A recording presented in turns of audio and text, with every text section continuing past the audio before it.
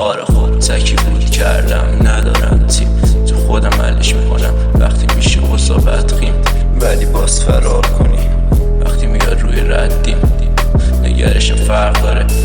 با جامعه داداش واسه همینه نیستم توی چارچوب مغزی تاک اینترو یا تیکن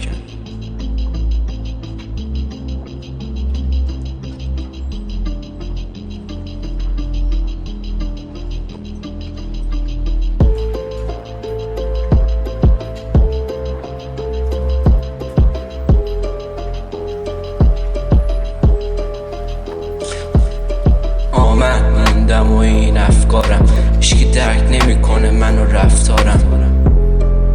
بازم خیره شدم یه جا موندم از زمانم عوضش من خودم و عوض نکردم همین جور کردارم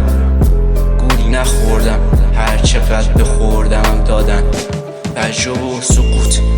لازم بود برای صعود این آدم بالا رفتن سنم نیاز نبود چون تو اوج زندگیم من بیدارم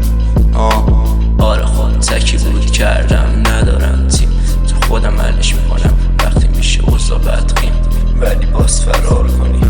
وقتی میاد روی ردیم نگرشم فرق داره با جامعه داداش واسه همینه نیستم توی چارچوب مغزی تاک اینترو یا تیکن